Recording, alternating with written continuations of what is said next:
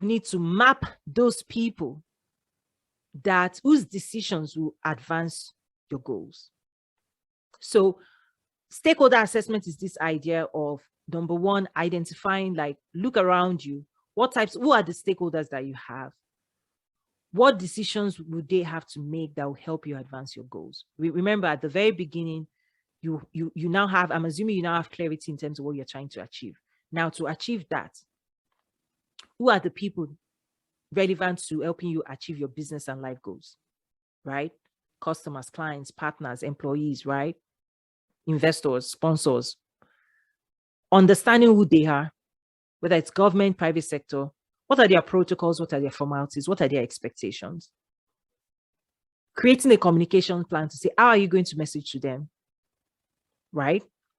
And then there's something very, very important around communities.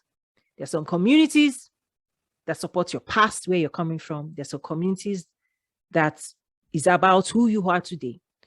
But there are some communities that is about who you're going to become. And the key here is making sure you're investing enough time and you are showing up where you need to show up. What I found is that sometimes people invest only in communities about their past, right?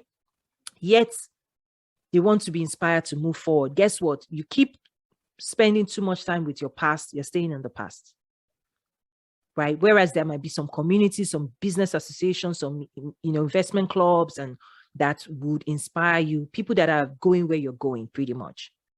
How much of your time are you going to allocate to that, right? And then there's also this idea of you may be investing in mentees. There might be your stakeholders.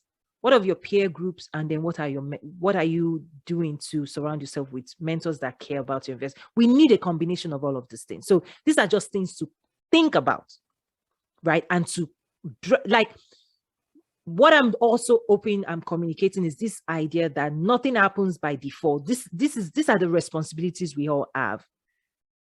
The responsibility you have to decide where you're going to put your energy, time, and resources.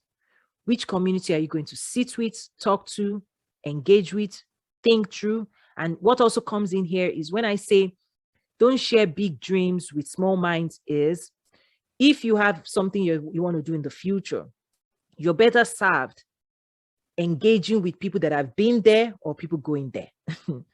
When you start sharing with people that don't care about that future, that's when you start, frictions happen, frustrations happen. How come you're not supporting my dream? Because they're not going with you. They're not going with you. They're not going there, right?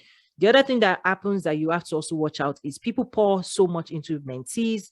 They pour a lot about themselves, but they're not investing in feeding themselves and in communities that will inspire them and will help them level up.